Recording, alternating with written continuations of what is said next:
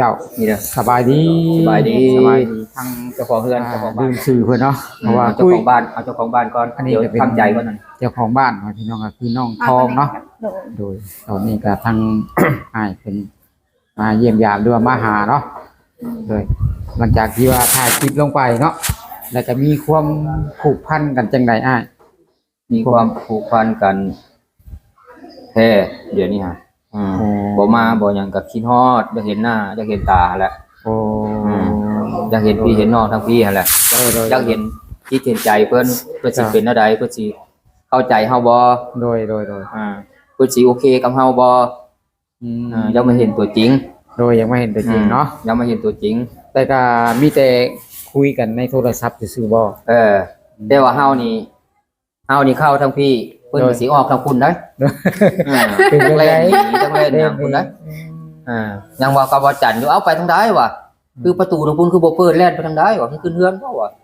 เป็นจังได๋เพิ่นอายหรือว่าเพิ่นจังได๋น้องจักถามเพิ่นเด้อเพิ่นว่าจังได๋เป็นจังได๋น้องเข้าใจบ่คือว่าคืออายผู้บ่าวไผมาบ่คือสิว่าอย่างนั้นปุ๊บก็คิดอยากอายหั่นล่ะอ๋อคิดอยากอายโอ้เป็นเจอเพิ่นครั้งที่เท่าไหร่แล้วน้องล่ะอันที่ก็ต้องเทื่อแล้ว2เทื่อโอ้เพิ่นเคยมาแล้วต้องจักเคยมาก็พูดคุยเข้าใจกันเป็นจังได๋อ้ายเพิ่นมามื้อนี้เพิ่นหยังมีหยังพิเศษมาบ่น้องล่ะแต่บ่ได้ตัวนี้ยังบ่ฮู้เนาะโดยยังบ่ทันได้คุยกันตอนนี้ก็ยัง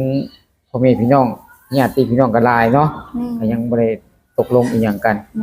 ก็ยังบ่ได้ถามเนาะแม่นแต่ว่าทางพ่อแม่ก็ยังบ่อยู่เด้โอ้พ่อแม่ยังบ่อยู่มื้อนี้แม่นเพิ่นไปไสน้องล่ะเพิ่นอยู่สวนหมูแต่ว่าทางพ่อเพิ่นไปกลมันโอ้เจ้าอ๋อเพิ่นมาพอดีมื้อนี้เนาะยังได้บ่ได้บอกเพิ่นบ่อ้ายเพิ่นสิมานี่บ่ได้บอกแม่นเจ้าคุยกันได้จักมื้อน้องล่ะอ้ายเพิ่นมาหาคุยกันได้จักมื้อโดนแล้วฮะบ่คุยโดนบ่น้องล่ะคุยโดนบ่โดนกันแล้วอ๋อคุยกันโดนแล้วเข้าใจกันเนาะแม่นก็จะมาหามื้อนี้เป็นจังได๋ความรู้สึกของน้องตื่นเต้นบ่น้องล่ะแม่นตื่นเต้นคิดอะไรกับอ้ายเพิ่นน้องล่ะบ่เนาะน้องเต้นเฮ็ดหยังบ่ถึกเลยเพิ่นยังบ่ถูกเลยยังบ่ดึกเลยไม่เข้าก็ลืมมาเฮานึงเข้าใจของน้องในคิดอะไรกับอ้ายเพิ่นนะคิดแบบเป็นจังไดน้องล่ะคิดเป็นแฟนบ่หรือว่าคิดเป็นคนที่รู้จักเอ้าตอบมาเลยเนาะตอบที่ว่าที่น้องทองคิดนั่นแหละเนาะตอบตรงๆเลยอย่าไปตอบเลี้ยวซ้ายเลี้ยวขวาเด้คือถ้าเฮานี่ก็อยากความรู้สึกของน้องทองเนาะทางโซเชียลของเฮาก็รอคอยติดตามชมอยู่ลุ้นให้เป็นจริงอยู่เนาะก็เลยอยากถามบ่คิดอะไรกับเพิ่นน้องล่ะคิดเป็นแฟนบ่อะไรประมาณนี้แล้วแต่อ๋อคิดแบบแฟนโดยแบบบ่จริงเอาจังบ่ซะเจ้าคิดแบบแฟนเนาะตอนนี้ยังคิดแบบแฟนอยู่แม่นบ่น้องทองคุยกันมาได้จักเดือนน้องล่ะคุยกันมานี่คุยกันมาได้จักเดือนแต่โดนแล้วโอ้โดนแล้ว3เดือนฮอดบ่กลัว3เดือนฮอดกลัวอีกเนาะตอนนี้ก็ยังได้หัวใจอยู่นำเพิ่นจักเท่าไรน้องล่ะก็อยู่นำเพิ่นเลยล่ะอยู่พุ่นบ่เลยบ่ธรรมดาเนาะจังได๋อ้ายได้ซะอ้ายซื้อมาอ้ายได้ซะอันนี้ก็คือกันนั่นแหละอยู่นำเพิ่นแต่พี่ได้หัวใจโอ้อยู่แต่พุ่นน่ะมีแต่กายโดยย่างไปย่างมาก็เว้าว่องๆลมพัดลมหยังเป็นหยังวะพี่จริงใจอยู่แต่พี่สุโขแล้วอ่ะโดยไปนำหาใจก่อนนะมื้อนี้ว่าสินำเอาใจมื้อนี่กลับเอามื้อก่อนมื้อนี้ฮะมื้อนี้น่ะสิเอามื้อแต่ว่าตู้ของเพิ่นนี่บ่ได้ก็เอาไว้มื้อหน้ามื้อในแต่มื้อนี้เอาใจของเฮาคืนมื้อก่อนโอ้โดยยัดใส่กระเป๋ามื้อก่อนมื้อนี้ก็ดิน้องเก๋บ่นั่งโอเคโอ้ยพี่น้องเลยนั่งใกล้กันแล้วไปหาเนาะคืออ้ายเพิ่นมามื้อนี้ก็คือความจริงใจเนาะเนาะจริงใจแท้โดยมาหาความฮักมื้อนี้ก็โอ้ยง่ายมาตามหาความฮักแม่นบ่มาตามหาความฮักหาคนที่เฮาฮักเนาะหาคนที่เฮาฮักหาคนที่เฮาพอใจแท้โดยอันนี้ยังได้อ้ายพอใจบ่กับน้องเพิ่นนี่พอใจบ่พอใจแท้พอใจ 100% เป็นหน้าเลยได้โ โดย พอใจ 100% โดยอันนี้ก็คือ แต่ทาง ย้าย พี่ เพิ่น คันทางพี่พอใจถ้าพูดก็พอใจคือกันแห้งพอใจทางพุ่นน่ะรออยู่แล้ว โดยน้องทองได้ซะน้องทองอ้ายเพิ่นมาแล้ว คือกัน ความพอใจของน้องนี่เป็นจังได คันบ่ร้อยก็บ่มาฮอดพี่ เต็มหน่อยแล้ว โอ้ ว่าคันบ่ร้อยก็บ่มาฮอดพี่ โดยแม่คำบ่ร้อยสิสมว่ามันพี่เนาะทางอ้ายเพิ่นเอาไปนำบ่นี่เด้อสาวน้องทองสิว่าแนวใดเนาะไปได้นํไปเพิ่นได้บ่หรือว่าสิรอถามพ่อถามแม่หรือว่าสิรอไปตอนใดมื้อหน้า นี่มื้อหน้าก็ได้ โอ้มื้อนี้ได้ยังบ่กล้าไปบ่ มื้อนี้ยังบ่กล้า อ๋อเป็นยังไงคือบ่กล้าน้องล่ะฮะ ยังบ่กล้าอยู่เนี่ย ติดภาระหยังติดภาระบ่ แต่บ่ได้ติดภาระ ยังบ่ได้ติดภาระหยัง แม่ อืมแต่เราให้ทุกสิ่งทุกอย่างมันสมบูรณ์กว่านี้เนาะน้องเนาะอืมโดยคือทางอ้ายคนนี้สมบูรณ์แบบได้แหละเนาะอ้ายเนาะ โดย คือทางอ้ายคนนี้สมบูรณ์ ทาง แบบ คุณโอเคทางพี่ก็จักโอเคได้หั่นนะ โดย เอาก็ไปเบิ่งตาม โดย รูปแบบของมันหั่นนะ จ้า อืมไปเรื่อยๆว่าแต่เฮาฮักมักกันพอใจกันจังซี่นะ โดยก็บ่ได้ เฮาก็โอเคแล้วทางคุณน่ะ จ้า สิเฮ็ดงานเฮ็ดการไว้หาเงินหาหยังไว้ อืม แต่งไว้ขอนะ โดยพร้อมเนาะอ้ายเนาะ ทอนไว้เก็บไว้คือว่าแหละ พร้อมเพรียงเลยของน้องเลย แต่ทางใจมันตรงกันมันเข้าใจกันก็พอใจนะครับ เว้ากันนะ อืม อ่า โดย บ่ให้เบี้ยวซ้ายบ่ให้เบี้ยวขวา โดย ให้แบบตรงๆเว้าตรง โดย ๆถ้าว่ามีผู้ใหม่ก็เว้ามีผู้ใหม่ อืม ถ้าว่าอยู่โดนไปคบกันไป แบบเบื่อแบบสั่งเฮาหั่นนะแบบบ่พอใจกับเฮานะครับ ผม ดีว่าเฮาเฒ่าเฮาแก่บ่เฮาบ่ร่ำบ่รวยบ่ก็ โดย ก็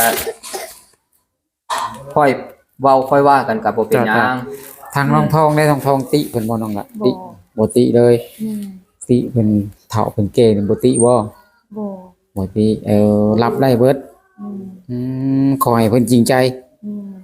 ก็คือเราว่าแหละถ้าแม่นเราหนีไปไทยกับสาวแก้วสาวนางหั่นน่ะ โดย ค่อยสิซ้ำใจอยู่หลายมือเติบหลายเดือนเติบนะ อืม อันนี้ก็ค่อยขึ้นฮอดเราแท้ค่อยมักเราแท้ โดย กับสาวทองกับโทรหากับจุมือเด้ โอ้ มือละ2รอบ3รอบก็โทรเด้ เจ้า ที่เราว่าเรากับพอแฮงเราโทรหาค่อยบ่ได้เราติดต่อบ่ได้เราก็ขึ้นฮอดแฮงค่อยก็สิคือกันนั่นแหละ กระวนกระวายคือก ระวนกระวายคือกัน อืม บ่แม่นแต่เรานะ ต่างคนต่างหักกันเนาะ อืม โดยน้องทองเวลาว่าแม่นควบอ้ายว่าบ่เวลาโทรหาอ้ายบ่ได้เป็นจังไดจิตใจกระวนกระวายบ่เดี๋ยวนี้แหละ แม่น กระวนกระวายนี่หมายถึงว่าติดต่ออ้ายบ่ได้ อืม อืมก็เลยคิดไปเรื่องหลายๆเรื่องเนาะคิดไปหลายๆมุมแม่นบ่อืมโดยอันนี้ก็คือคนฮักแท้แม่นบ่น้องทอง น้องทองคิดว่าคู่ชีวิตแท้บ่นั่นน่ะ แม่น แม่น แม่น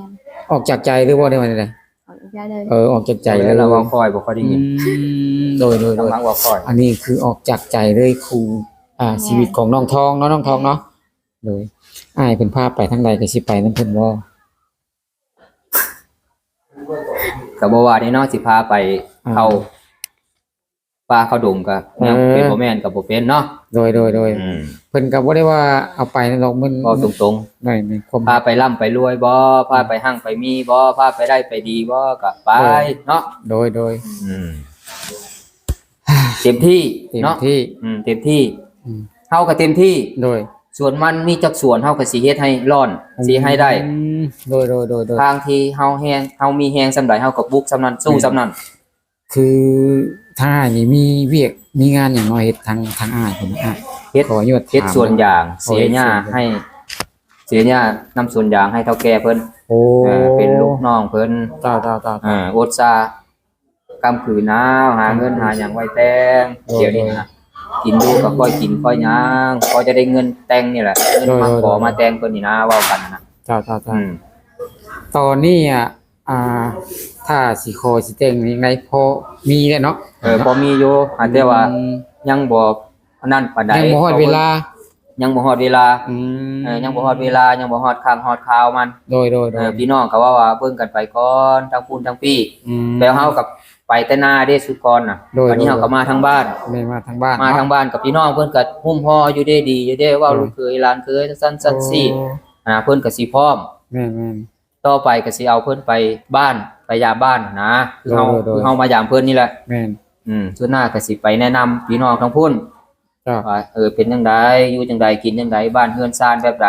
ก็ เพราะว่าเฮาก็ได้ไม่เห็นบ้านเพิ่นแล้วเด้ โดยโดย นะพี่น้องเพิ่นก็ฮู้มอจบดี แต่ทางน้อ จั ง ก คน ฮัก นี้ แพงฮู้จักเว้าดีเว้าม่วนดีจบ โดย นั่นแหละ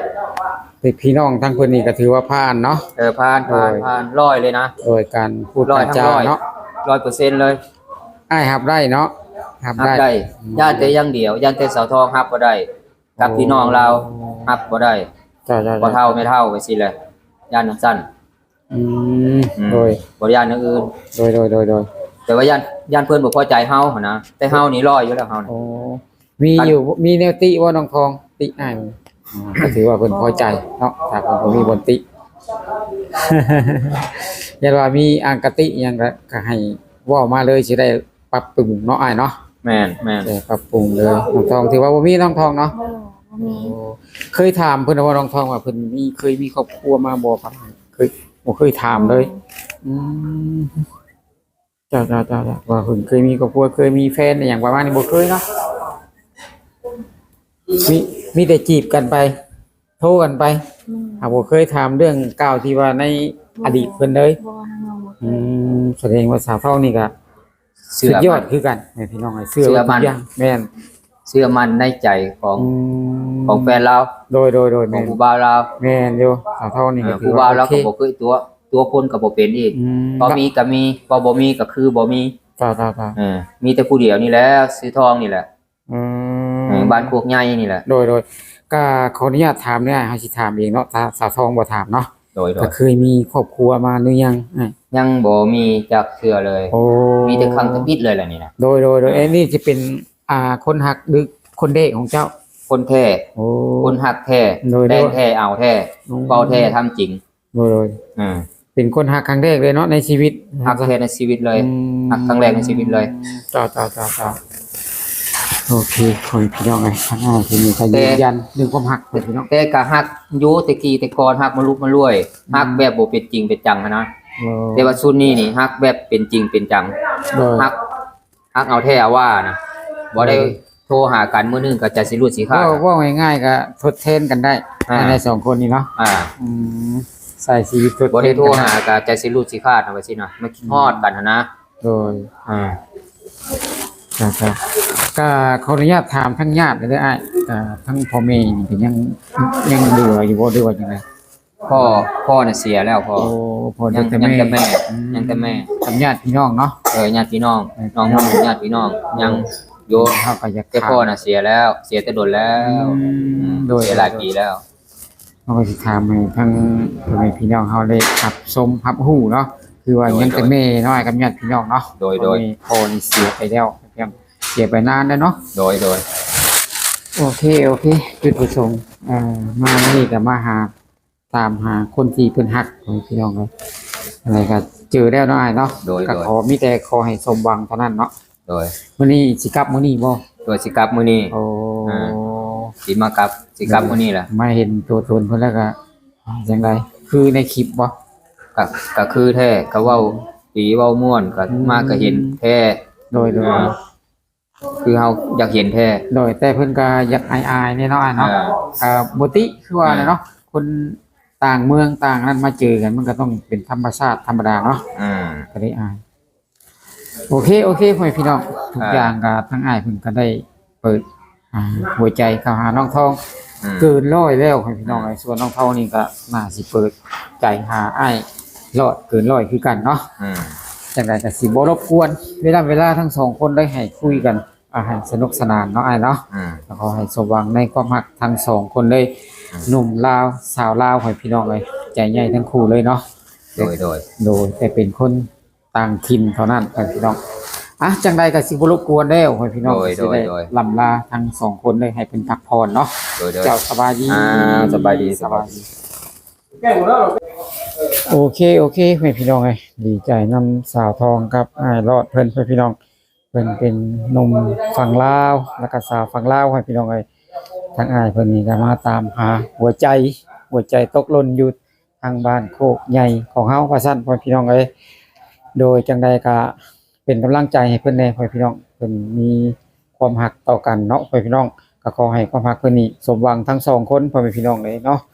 โดยก็ได้ถ่ายทำหรือว่าถามสอบถามกันทั้งสองกั้มสองพายพ่อพี่น้องเลยต่างคนต่างหักกันพ่อพี่น้องคาดว่าสิไวๆนี่พ่อพี่น้องเนาะก็สิได้เป็นจริงพ่อพี่น้องเลยจังไดก็เป็นกำลังใจให้ทางครูบ่าวสาวเฮานี่พ่อพี่น้องเลย